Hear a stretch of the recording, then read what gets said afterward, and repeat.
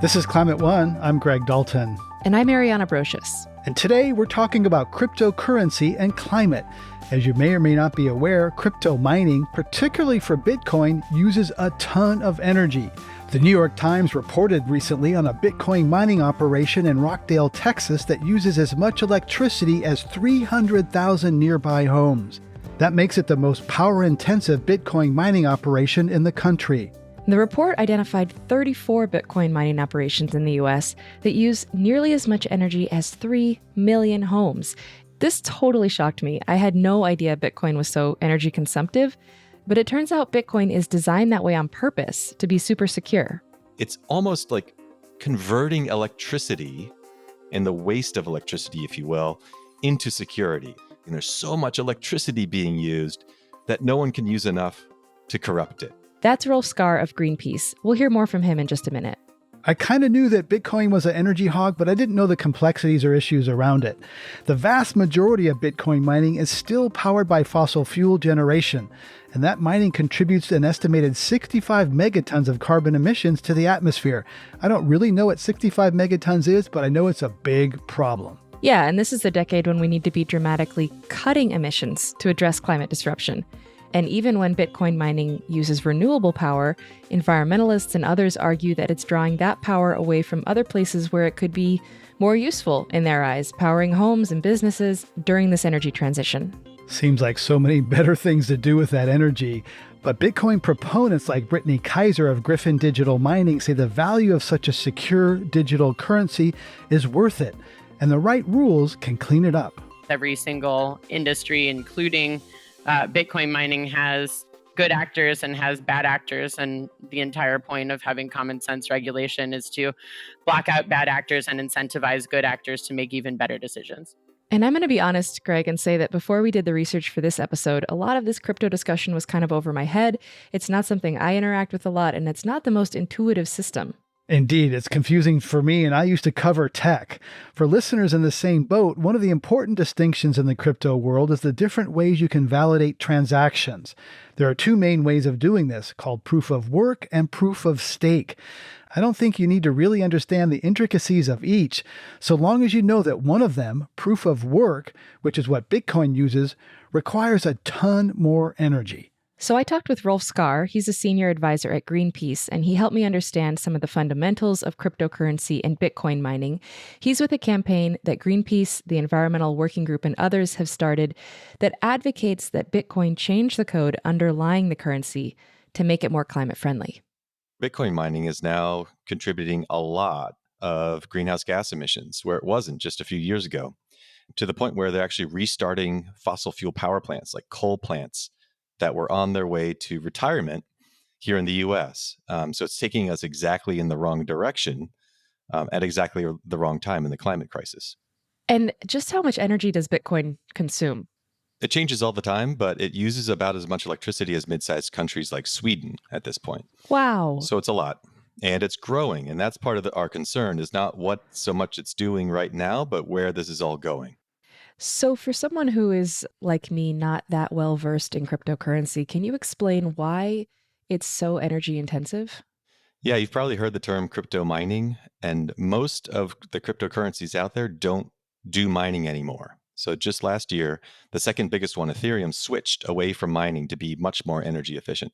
So right now, when you hear crypto mining, you're really talking about Bitcoin. And there aren't shovels or picks involved. This is just a term referred to the busy work done by machines, like very specialized computers that are helping to keep the whole system going. These mining machines are guessing random numbers, essentially. It's like rolling a dice that has millions of sides on it as quickly as you can. And then about every 10 minutes, one of the miners, and they're competing against each other globally, is rewarded by guessing the right number, essentially, through a newly issued Bitcoin. And what they're doing is providing security and a record of the transactions. Since there's no centralized bank that's checking on where the money's going, they need this ledger, as they call it, to be maintained. You need to have some way for the community to check. And importantly, a way that no one actor, like a bad actor who wants to game the system or grab all the Bitcoins for themselves, can actually do that. So You have to make it difficult by using all of this electronic work, the proof of work that goes into who gets to validate the next transaction and get a newly minted Bitcoin. So the idea was this will be too hard for any group of people, even if they had a lot of money, to actually take over. At this point, if you're using as much electricity as Sweden, that's difficult for any one company even to do. So it's almost like converting electricity and the waste of electricity, if you will, into security. And there's so much electricity being used that no one can use enough to corrupt it. It's kind of crazy. So is there like an end point at which it's just going to be too energy intensive or too hard or too time consuming to get more Bitcoin? Yeah, it's starting to get there. So as the price goes up and down, that's the other important thing. If you're a mining company, and they're big, large, even some publicly traded companies now, and you're looking at two things essentially, the price of Bitcoin and the price of electricity. And those two things are mainly what determines whether you're making money or not. As the price goes up, it's more profitable to spend more money on mining machines, to pay more for electricity. As it goes down, similarly, the inverse is the case. There are a fixed number of Bitcoin that are planned to be issued, but the process is supposed to continue for over 100 more years. And I think sometime between now and then, the proof of work approach is not going to be tenable on a finite planet. And we're seeing miners already getting kicked out of entire countries like China. They're running out of cheap electricity. States are taking action. New York issued a 2-year moratorium on new fossil fuel linked crypto mining operations. So I don't think this is going to continue forever. And that's why we're suggesting a code change makes a lot of sense, even if you like Bitcoin a lot. When we talk about the energy usage for Bitcoin mining, is it the computer processing or server farm cooling or both, or what's actually going into that? Yeah, it's both. I mean, it's a good question. So these machines are very hungry for electricity. They're guessing as quickly as possible, like trillions of guesses a second. And you've probably had the experience of like your laptop overheating when you have too many tabs open. These things get very hot very quickly. And then depending on the cooling system, the fans, everything else, that's like just trying to maintain these machines. But the bulk of it is the machines themselves that are, really supposed to run 24/7, because none of these miners want to drop out of the system. Every guess that they make is another chance to be rewarded. And so it's a round the clock operation. Communities that are being affected by Bitcoin mining, the number one complaint that they have is noise. Some have described it as being next to a plane that's getting ready to take off, but it never leaves the airport because it's just sitting there buzzing 24/7. And it makes living near these things oftentimes untenable for people. So it's not just a couple of computers. It's like giant warehouses of buzzing machines. So I want to back up one second to something you mentioned earlier, which is that we've seen crypto mining operations restart some decommissioned fossil fuel plants, especially coal plants, to make this power that they need. If these are private companies buying private power plants, how is this regulated? Regulation in the US is really local. Like here in California, where I live, there's some large utilities that control, essentially in a monopolistic fashion, large swaths of this big state's electricity. But in rural parts of the country, there's rural electrical co ops. And we've seen Bitcoin miners go to the places where the regulatory environment is favorable and where electricity rates are cheap. And in some cases, where they can actually take advantage of essentially subsidies from ratepayers. So, as you've also mentioned, last fall, Ethereum, which is the world's second largest cryptocurrency, moved from one validation protocol to another, and that reduced its emissions something like 99.9%. That's Yeah. staggering. What did it take for that to happen? Well, it has, even though it's similar to Bitcoin in many ways, and was using proof of work, there's a little bit more of a leadership body that sort of steered this process. It's not as formal as some other companies we're familiar with, but essentially they had a foundation and some leadership that pushed this process, and they tested it for several years. You had to get the bugs out and kind of run two systems in parallel. And then, yeah, there was a moment last fall where they just flipped the switch, and 99.9% of its electricity usage just went away overnight. So that's the real opportunity for us. We're looking at the opportunity, the upside as well in a climate crisis when we need all the help we can get, Bitcoin could do the same thing, something similar, maybe even better, and really help out our fight against climate change.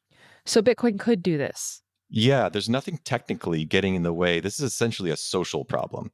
So the system itself doesn't have formal leadership, and it responds to this distributed social ecosystem, if you will. So if enough companies and institutions and stakeholders within the system said, yeah, we think this is a good idea, code can be developed tomorrow and suggested and tested, and can move very quickly. But it's mostly something that needs to come from the community itself and the stakeholders involved in it, recognizing that there's a need for change. So given that there's sort of this lack of centralized authority with Bitcoin, are we seeing pressure among these other stakeholders to make that change? Well, there's a lot of stakeholders, but we're hoping that this is a growing movement, really. And in particular, we're looking at some of the financial institutions, the banks, the asset managers, and those who kind of support the whole system to take action. Many of the big banks that are actually moving into this space increasingly, not running away, even in the aftermath of some of the dramatic collapses of Silicon Valley Bank or FTX, the trading platform. They're moving in big, and they often have very specific climate commitments. And they haven't acknowledged that the climate impacts and the community impacts from Bitcoin mining has anything to do with them, but we think it does. Because if it doesn't belong to them and it doesn't belong to anybody, then whose emissions are these? So we think they can play an important role in incentivizing and making the process move forward to test out what might make sense for Bitcoin in the future. What percentage of stakeholders would need to be on board to make this code change? And who's against it? Yeah, it's an open question. It's not an election. It's not like a shareholder, vote or something like that. We don't know yet. We do know that Bitcoin has changed significantly in the past. So there's regular code updates to fix little bugs and things like that. And they all go through a very small group of gatekeepers or custodians, about 6 people, some of whose names have been shrouded in mystery and some who are have been identified publicly. These are real humans who are essentially custodians of the whole system and do things like code updates. So in 2017, there was a really big one. It was contentious. Some people within the community call it the Bitcoin Civil War. And it resulted in sort of a new form of Bitcoin that we all call Bitcoin now. And then some other versions of Bitcoin, like Bitcoin Cash, is an example of a different sort of Bitcoin that still survives to this day, but is not as popular as the big one. So we anticipate something similar maybe happening in the future, where there's an efficient form of Bitcoin that makes sense during a climate crisis to everyone, from everyday investors to big financial institutions. We think people will be more and more concerned about climate change and will want to make sure that when they're participating in the crypto economy, that it's aligned with their values and the realities of a world dealing with a climate crisis. Mm-hmm. Who would be in favor of keeping the current system and why? Well, there's a vocal, I think it's a minority, a vocal group of mostly folks online who have sort of an orthodox approach to Bitcoin, where it's perfect just the way it is, and even constructive criticism and debate is not welcome. And so there's a rigidity there, a cognitive rigidity that would have to be overcome. But again, even with a code change, they could probably stick with an older version of Bitcoin, just wouldn't be as popular. The mining companies themselves are probably resistant to change because right now their business model has everything to do with mining. And in the future, the whole idea would be to sidestep the need for all that electricity usage and the rest of it. However, that said, I think there's some upside for them too. And a transition away from Bitcoin mining could be designed to provide financial incentives and essentially a soft landing for them. I mean, all of their electricity bills would go away essentially, and they wouldn't have to keep buying these expensive machines. So I think there's a way for them to participate in the system and benefit from a transition as well. So, as a casual reader of financial headlines, my impression is that the Bitcoin bubble burst. And with the collapse of trading platforms like FTX, is there any reason to believe that cryptocurrencies will just be a fad that will go away on their own and we don't need to worry too much about the carbon footprint? I don't think so. The headlines touting Bitcoin or cryptocurrency's demise seem to come out every couple of months, and they've done that for years now. I think there's real value in these systems to people. Now, maybe not you and me, but certainly many millions of others, and there's a lot of potential upside.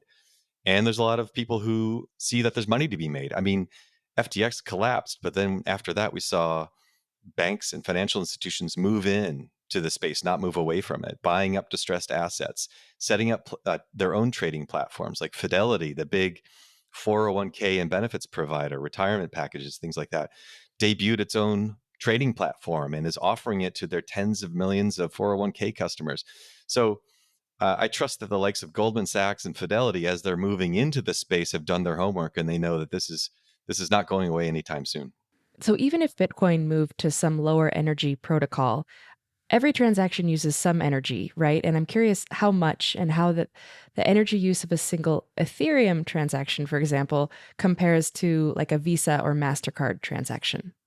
Yeah, that's a good question. So um, it depends. There's a bunch of different popular cryptocurrencies. Some of them arguably are using less energy than a Visa transaction, for example, because they were designed to be highly efficient. And there's a lot of upside to that. Right now, a single Bitcoin transaction, depending on how you define it, uses as much electricity as an average household in the US over about 27 days. So almost a month's worth of electricity for one Wow, transaction. that's a lot. That is a lot of Yeah. energy. Depending on how you slice it, that's 70,000 plus, Visa transactions for one Bitcoin transaction. So do you think we should get rid of Bitcoin altogether? Nah, not really. I mean, again, I think there's there's a lot of people who are finding a lot of benefit in it. And this campaign is really about like the community and climate impacts and the upside of a switch away from the current way of doing things to a more efficient future. Rolf Skar is a senior advisor with Greenpeace USA. Thank you so much for joining us on Climate One. Thank you. You're listening to a Climate One conversation about the climate impact of crypto mining. Please help us get people talking more about climate by giving us a rating or review. You can do it right now on your device. You can also help by sending a link to this episode to your friend. By sharing, you can help people have their own deeper climate conversations. Coming up, 2 perspectives on the impact of Bitcoin's high energy use. It's sucking up energy that could otherwise be used to power people's homes and their workplaces. And what we need to be doing at this stage in order to decarbonize our grid is prioritizing the building of transmission and taking up as much of that energy as possible. This is not the only industry that uses a significant amount of energy, but this is an industry that is self-organizing in order to become more environmentally friendly and to have a positive impact on society around the world. That's up next.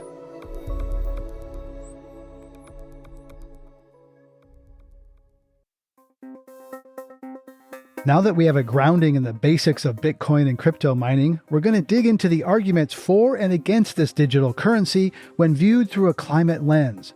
Joining me is Thomas Smar, a senior attorney for the Earth Justice Clean Energy Program, and Brittany Kaiser, chair of the board at Griffin Digital Mining, a Bitcoin miner pursuing a negative carbon footprint. As we just heard from Rolf Skar of Greenpeace, Bitcoin has gotten a bad rap among environmentalists because of its massive energy use. I asked Brittany to respond to that depiction of her industry.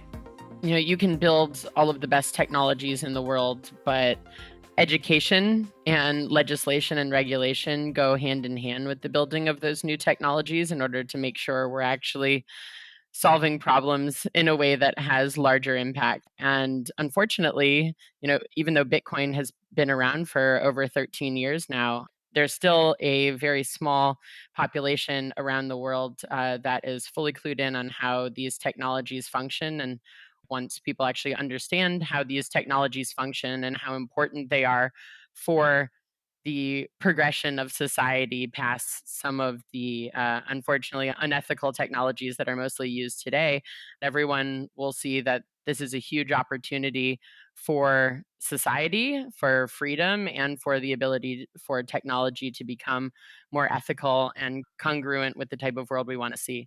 So are you saying that environmentalists who point to the energy impact of Bitcoin are overstating the climate impacts of Bitcoin?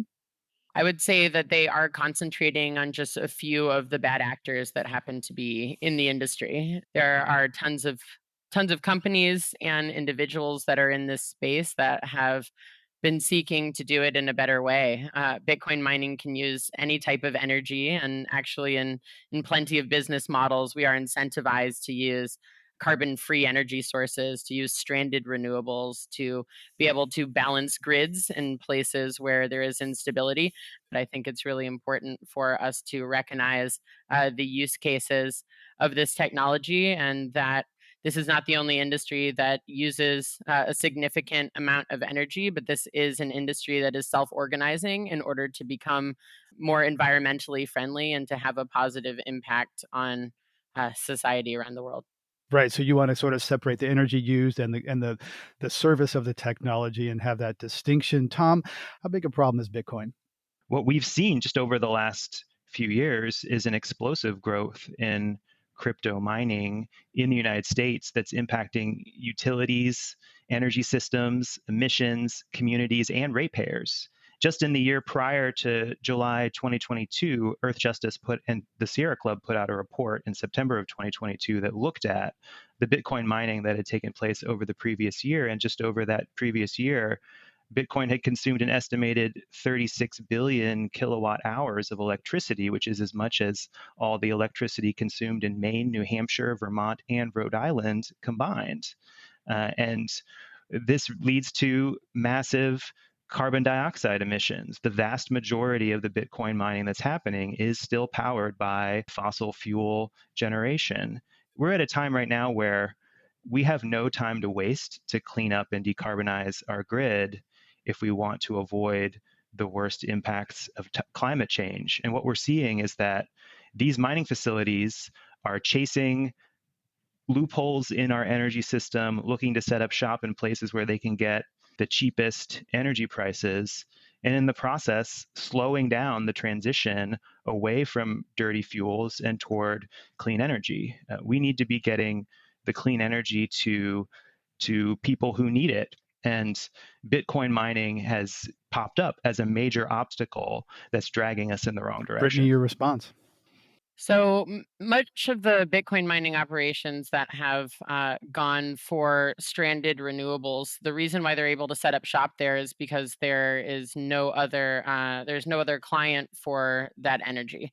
And so when that is set up, it allows those renewable facilities to not only be further developed, but hopefully to fund those facilities until they eventually could be connected to the grid or to any local neighborhoods that would be able to use it. But there are tons of facilities all over the United States. I mean, North America in general, Europe, South America, all over Africa and Asia that are specifically being funded by new Bitcoin mining operations, but then are selling renewable energy back to the grid or are funding stranded operations until it might be possible to fund that grid connection, which is usually not a quick or simple decision for a local government to make, or even for big power companies to make. So I think it's really important to think about the fact that there is a financial incentive to scale out renewable facilities, to scale out carbon-free facilities that are being powered by both nuclear and renewables, and that opportunity is really unrivaled, and it's only going to come to fruition if we have the correct legislation and regulation that helps prevent bad actors that are using too many fossil fuels or even setting up new facilities with fossil fuels. We want to incentivize companies, not just in this industry but in all industries, to decarbonize and to create the opportunity for more carbon-free power sources to be available for everyone. I mean, it seems to me that like what both of you are saying could be true. Yes, there are some developers that are developing Bitcoin for renewables, and what Tom's saying, that there's a lot of Bitcoin mining that happens fossil fuels. Both can be true if we're looking at different halves of the pie. But Brittany, I'm still unclear. You know, if stranded coal is cheaper, certain people without the regulation that you're talking about are going to go for that, and I'm not clear also where the incentive comes from. Who pays a green premium for Bitcoin that is mined using renewable energy? So right now there is a market for green coins. That is something that is very early and not something that anyone that's specifically choosing to decarbonize their operations is shooting for. What we're really shooting for is the ability to be an ESG friendly company where we are proven to be sustainable and therefore most of the biggest funds around the world that are ESG mandated would then be able to not just invest in our companies, but also in Bitcoin as an ESG friendly asset class. That's really what everyone is working towards. So I think it's really important that all companies are treated individually, because every single industry, including Bitcoin mining, has good actors and has bad actors. And the entire point of having common sense regulation is to block out bad actors and incentivize good actors to make even better decisions. Right. And you might be doing that with Griffon, your company, to be an environmental, social, and governance or ESG certified business. So you can attract certain kinds of capital, people who want to align their values with yours.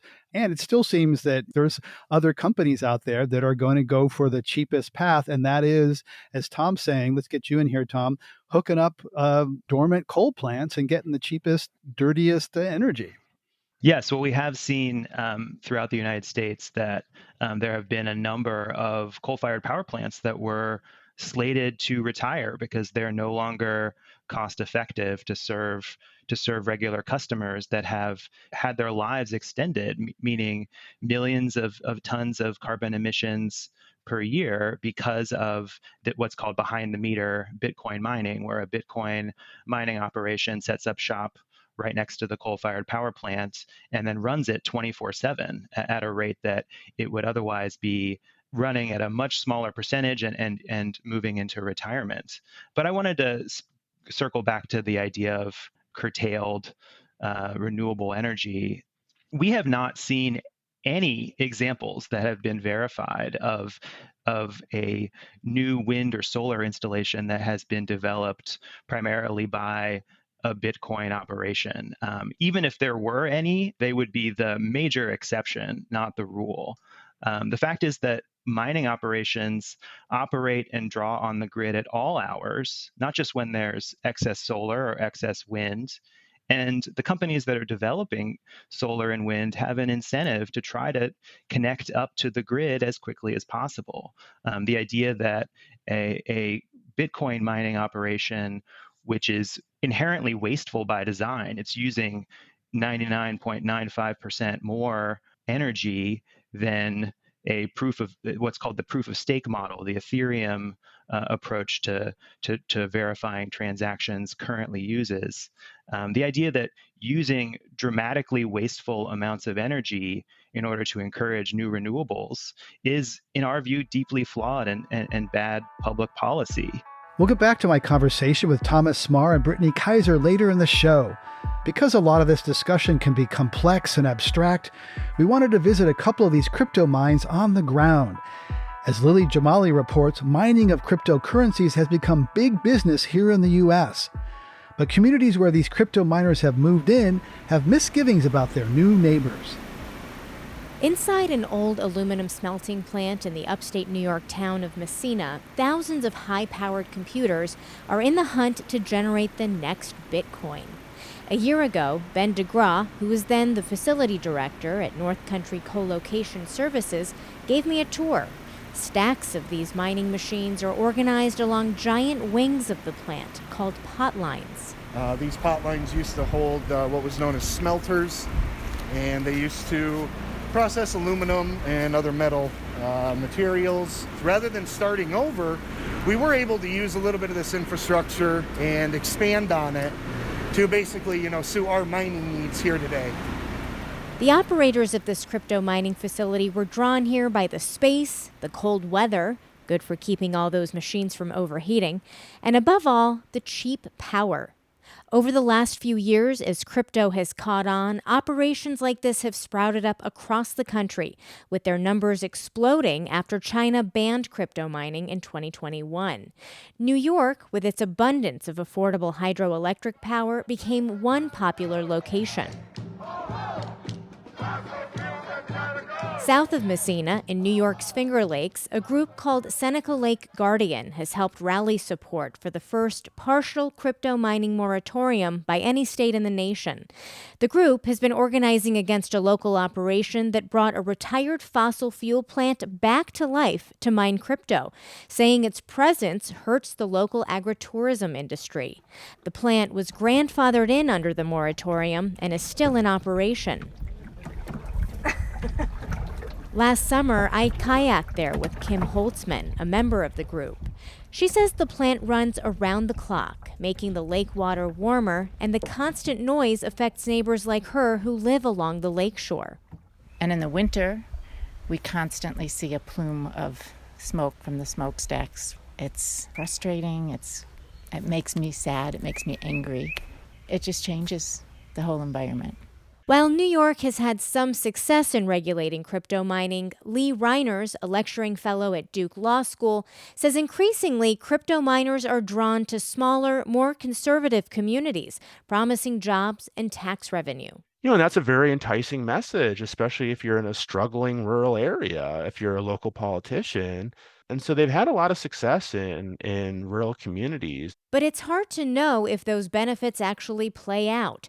Reiner says there's a lot we don't know about how much power crypto miners use, what the source of that power is, and the amount of jobs and revenue they actually bring to communities. So we're really operating, kind of in this gray area. In rural Navarro County, Texas, local Jackie Sawicki has been fighting the arrival of a crypto mining facility planned by a company called Riot Platforms. This is an indigent county.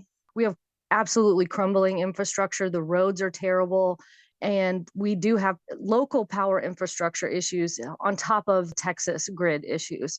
And those things aren't being addressed. Neither Riot Platforms nor Navarro County's economic development officer responded to a request for comment. But they've said the new facility will bring millions of dollars and hundreds of jobs to the area. Sawicki calls those empty promises and says the crypto miners want cheap power and cheap water, too. It's going to raise our electricity bills. They're going to use a ton of water when we don't have water to spare. Crypto miners say much of the backlash against their industry is coming from people who just don't get crypto. Ben Gagnon is chief mining officer at Canada-based Bitfarms. For people who don't see any value in Bitcoin, it's very easy to ascribe any amount of energy usage as wasteful. Gagnon says 5% of the energy Bitfarms uses comes from natural gas, a fossil fuel. The rest comes from renewables and might go unused if not for companies like his. When we want to maximize profit, we want to seek those sources of energy that nobody else wants, right? And that means energy that is often wasted. That argument falls flat in Plattsburgh, New York. The city enacted a temporary crypto mining moratorium after residents saw power prices skyrocket following the arrival of a mining operation in 2017. Even when a mining operation is using 100% carbon-free power, it's increasing overall demand, compelling grid operators to put more fossil fuel generation online to meet the needs of other consumers, says economist Colin Reed. He's the former mayor of Plattsburgh. Even though this industry could claim in Plattsburgh that they're 100% sustainable energy, it forces peaker power plants, natural gas plants to stay online. We're using a lot more natural gas power in New York State since Bitcoin came to the state than we were before. That's even as New York's population is declining. He says that's proof that crypto mining's environmental impacts are very real. For Climate One, I'm Lily Jamali. Coming up, weighing the value of Bitcoin's security as a digital currency against its massive energy use. The entire point of creating a solid technology like Bitcoin and why everyone's been following it for the past 13 years is specifically because it is so incredibly secure and we don't have anything like it. That's up next.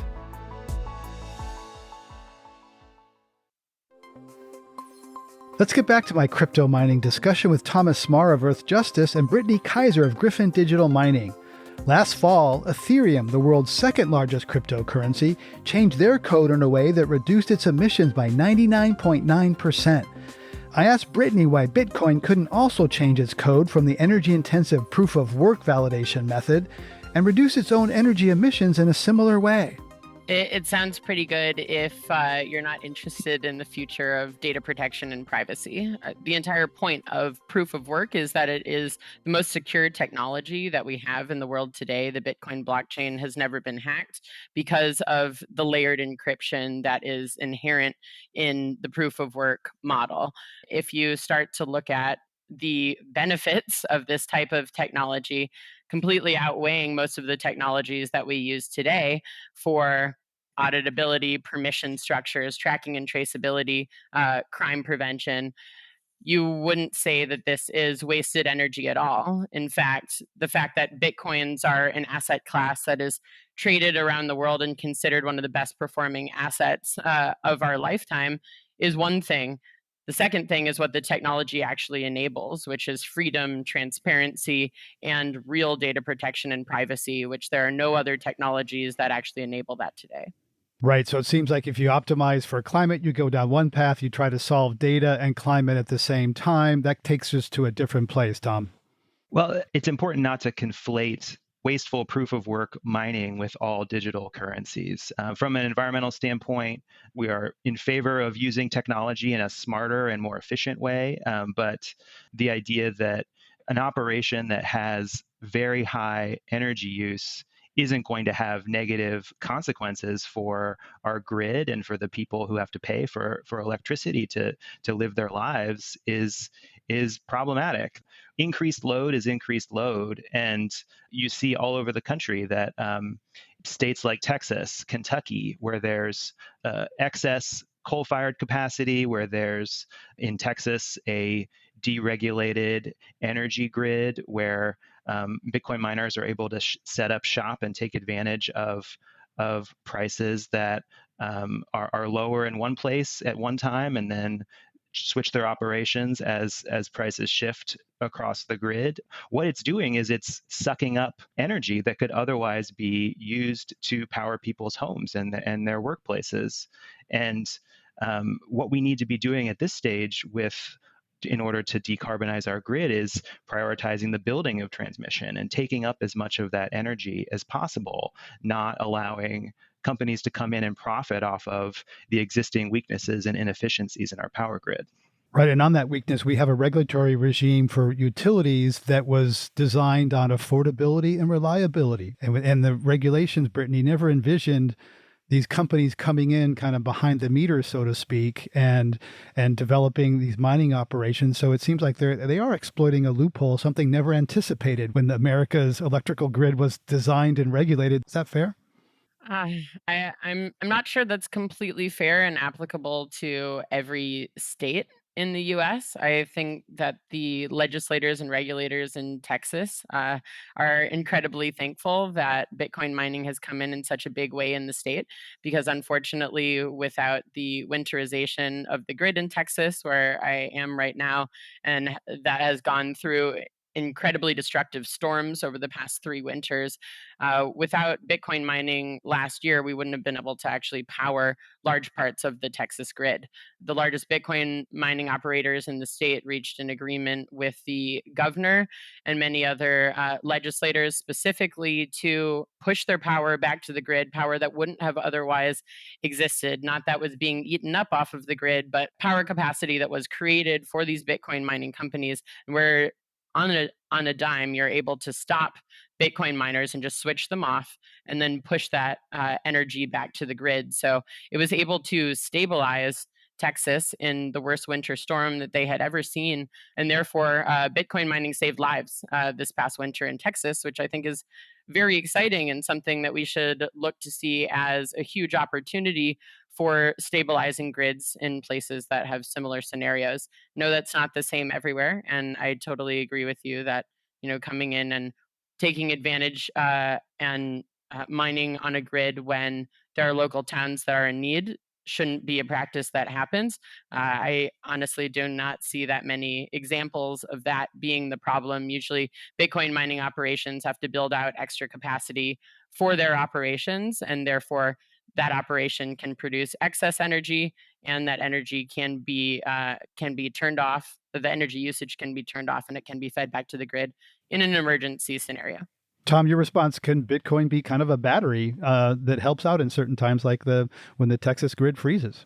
I think that's a sort of distorted picture in the sense of it's sort of to give you an analogy. It's like saying that in your home, in your family's home, you're trying to save money on energy bills, you're switching out lights to more efficient LEDs, but then you have a teenage son or daughter who brings home 10 computers and leaves them turned on all the time with all of the energy use that entails.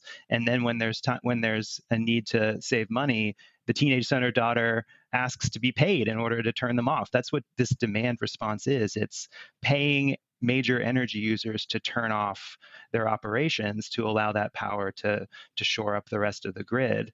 To me, that sounds like Bitcoin miners are claiming squatters' rights on the grid, where they're saying, we're here and we're going to use all this energy, but if you pay us, we'll turn it off. And to me, that's not a valuable activity or something that should be applauded. Brittany, isn't there a growth problem here with just the load change that because as Bitcoin evolves and becomes more complex, that it's kind of this beast that has more and more energy appetite over time, and that growth itself, that some people say that's why it's wasteful by design.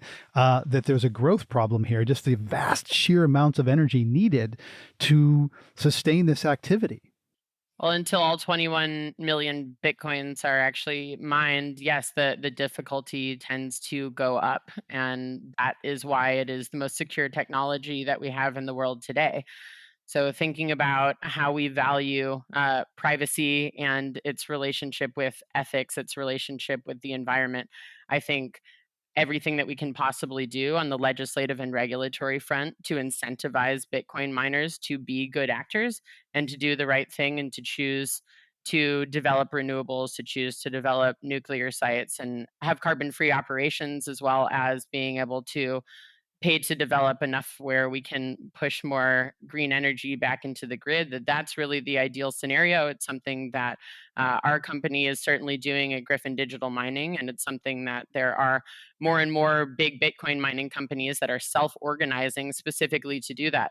And by self-organizing, I mean this organization started before there was any draconian regulation about stomping out Bitcoin mining if they continued to use fossil fuels, like the bill that got passed in New York, which, I see the intention behind that bill. Our operations in New York are 100% hydroelectric, so we continue to Bitcoin mine in New York despite that bill, but it means that other people in the industry that were using fossil fuels were not able to do so.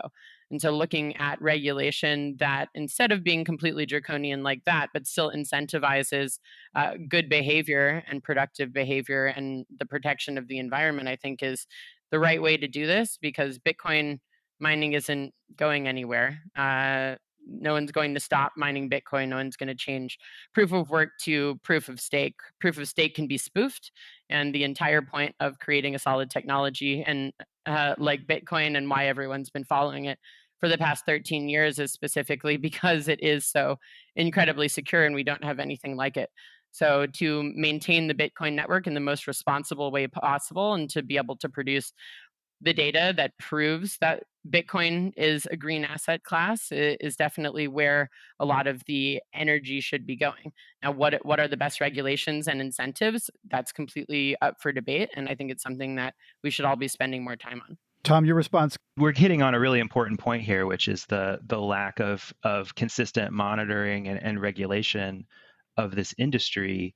The crypto asset mining industry continues to be nebulous and opaque. It has very little regulation and reporting standards. There's no single agency that is tracking. We don't even know where all of the facilities are, let alone what energy they're using, where it's being sourced from, what their emissions are. And that makes it very difficult to track and get a complete picture of this full impact. We know there's been this massive explosion in this industry. We know that as of last year, 38% of Bitcoin mining in the world is taking place in the United States, and it has this massive energy use and CO2 emissions impact associated with it. But we don't know enough to be able to point to exactly where the largest users are, where the facilities are, and how to most effectively regulate. There is legislation pending now in Congress that Earth Justice and a number of other environmental groups have supported, called the Crypto Environmental Transparency Act, introduced by Senator Markey, that would be a first step towards answering some of these important questions. And we would think that would need to be in place as a baseline. You need to have agencies that are tracking where this energy use is taking place, because only then can we truly understand the impacts that it's having on our grid, on our ratepayers, and on our emissions. And Brittany, you seem like the kind of person that would support that kind of transparency and data collection. But a lot of actors in this space seem to be of a different stripe, that they're more under the radar, less anti-establishment, more independent types who would not, I think, submit to voluntary disclosure of what they're doing and where. Yeah, of course. Our team at Griffin Digital Mining, where we are soon to be going public on NASDAQ, we definitely are submitting ourselves purposefully to all of the audits and public reporting and public data that we can possibly do. We're going above and beyond what anyone else in this industry has ever done, hoping to be one of the leaders in the industry and show other people how it should be done. And creating those tools that you rightly pointed out, Tom, that are still lacking and still opaque. One of the technical consultations that we've been doing for the past 2 years, specifically with the Energy Web nonprofit, a group of energy industry professionals that created a nonprofit to help the crypto industry decarbonize. We've been creating tools with them, some of the largest auditing firms and the biggest asset managers, specifically to have those tools that trace and track exactly where those ASIC computers are being plugged in. What is the exact energy mix of those power plants? If they are off grid, if they are plugged into grids, what is the most granular data we can get about the grid mix, and extrapolate that to actually have some numbers for those different sites? And that would then be reported publicly alongside the data of where those machines came from, how they were created, where they got to where they're plugged in, the energy usage that they have while they are plugged in, and how they are retired or recycled at the end of the computer's life cycle, which is usually around 3 years plus, depending on how the machines are treated. I just wanted to respond to that particular bill because I'm a big fan of Senator Markey. He's done some incredible work in data protection and privacy and technology over his lifetime. And I really believe that this bill has good intentions, but it forgets to mention that somehow the crypto industry or Bitcoin mining are somehow being the first industries to be subjected to these types of transparency protocols. I think it's important that if we're going to think about this for the crypto industry, we should think about this for all industries. And if we're really going to reach our climate goals and work together with the private and public sector, that everyone should have more energy transparency and tracking and traceability of the energy that they're using, because it's definitely not just Bitcoin mining that is completely untransparent about what energy is being used, where their computers are located, in which data centers, and how those data centers are being powered. Brittany, you have also been an environmental activist in addition to being the whistleblower in the Cambridge Analytica debacle with Facebook. And there's a certain stream in environmentalism which is all toward efficiency, using less, doing less, walking more lightly on the earth. Frankly, the math of 8-10 billion people living like you and Tom and me and the people listening to this doesn't really add up. And yet it seems that digital mining and Bitcoin is this curve going in this other direction with exponential growth, resource growth and consumption at a time where we're all trying to kind of be more efficient and consume less. I just want to ask you philosophically, it's like we're trying to go in this one direction, but Bitcoin is this curve going in this entirely different direction. Does that resonate with you? For me, I see that the future of technology is not just the crypto industry. It's AI, it's data science, it's robotics, it's electric cars. Every industry is actually using exponentially more energy every day than the day before, as we go into a world where emerging technologies are touching absolutely everything. And that means that we're going to have to become more responsible about our energy regulation and the legislation that governs how every industry can use energy. I do believe that we're currently creating tons of different tools to help bring transparency and accountability to at least technology industries, because I do believe that large scale data centers are going to be one of the biggest issues when we're thinking about energy consumption and fossil fuels consumption and moving to carbon-free energy sources. So the more that we can actually collaborate on creating a green future, the better. But pretending like shutting down industries is the best thing that we can do to positively impact the environment without thinking about what is the purpose of these industries, what are the positive impacts of these industries. Does this industry have much higher positive impact than tons of other industries that could be squashed out to achieve our climate goals? Yes. But I'm not talking about stopping industries. I'm not talking about ending jobs or ending entire innovations. What I think instead is that we have the ability to make all of these industries auditable, transparent, responsible, and of course, green. Tom, if you accept, as Brittany stated, that Bitcoin mining isn't going away, banning it is unlikely, though some states like New York might try to prohibit from using fossil fuels. What is the path forward? Well, I would say that, one of the basic principles of energy policy is that the cheapest form of energy is the energy that you never have to generate in the first place. Energy efficiency has long-standing been a major way that we've made progress in our country on climate for decades. And the wasteful proof of work mining is taking us in the other direction. So I agree that we need to find a middle ground. We need to find ways to provide the digital services of the 21st century in ways that will benefit people. But simply saying that we have to accept the status quo of proof of work mining with the massive explosion that we've seen, just in a few years, we've seen enough energy consumption to power 5 states come from this one industry. It's having an impact on the ground. It's slowing down our ability to clean up the grid. It's raising people's electricity prices, and it's generating millions of tons of CO2 emissions. And so from the standpoint of the communities who are being impacted from all of that, it's simply not acceptable to say that the industry has to be allowed to continue going forward as it is. We need much stronger regulation to get to the heart of this issue of not allowing the types of practices that we've seen where companies have been able to exploit loopholes in regulation and squat on the grid where it's possible for them to do so. It's simply not acceptable to allow that to continue. Brittany, the protocol that Bitcoin uses to verify transactions, as we've been saying, is proof of work, which essentially requires that computers running the system do a lot of what seems like meaningless work, guessing really big numbers. I hear you saying that this system is more secure. That's why it's preferred for Bitcoin. There's a new proposed framework called proof of useful work, like verifying CO2 removal. Can you explain how that could work?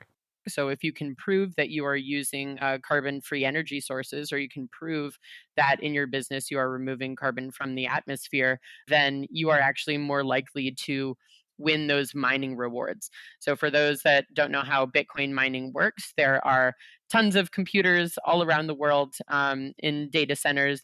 All these computers compete in order to solve the cryptographic equation that encrypts all of that data and creates a new Bitcoin.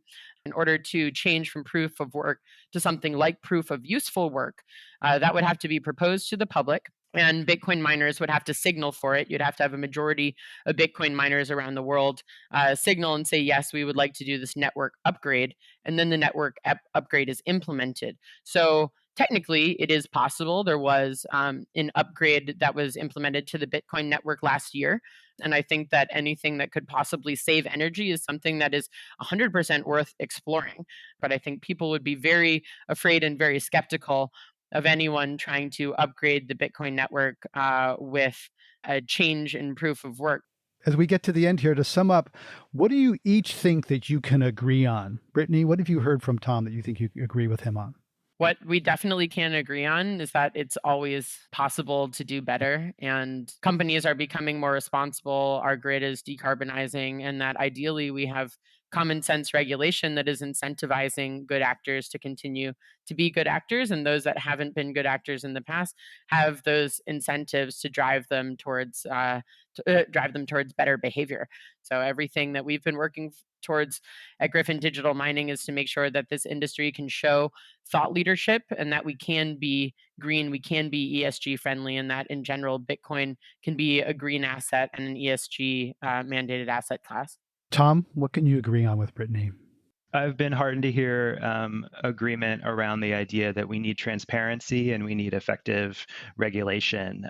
One of the major challenges to environmental regulation is you have to first be able to measure pollution or measure a problem before you can begin to effectively regulate it. And I was heartened to hear Brittany speak to the idea of being transparent with the carbon accounting that her company uses internally. I would love to see more companies do that, but ultimately it's something that has to be universally required in terms of we need to know where these facilities are getting their energy from. We need to have a full accounting of those emissions in order to have a better debate about how ultimately to solve the challenges and problems that we're facing. Well, I'd like to thank you both for coming and having this very candid and lively conversation. Tom Samar and Brittany Kaiser, thank you so much for sharing your insights on Bitcoin and blockchain today on Climate One. Thank you, Greg, and thank you, Tom, for all the work that you're doing. Thank you so much for having me. Climate One's empowering conversations connect all aspects of the climate emergency. Talking about climate can be hard and confusing and interesting and complicated, as we heard today, and it's critical to address the transitions we need to make in all parts of society. Please help us get people talking more about climate by giving us a rating or review. You can do it right now on your device. You can also help by sending a link to this episode to a friend. By sharing, you can help people have their own deeper climate conversations. Brad Marshland is our senior producer. Our managing director is Jenny Park. Our producers and audio editors are Aaron Abrocious and Austin Colon. Megan Basilia is our production manager. Wency Shader is our development manager. Our theme music was composed by George Young. Gloria Duffy is CEO of the Commonwealth Club of California, the nonprofit and nonpartisan forum where our program originates. I'm Greg Dalton.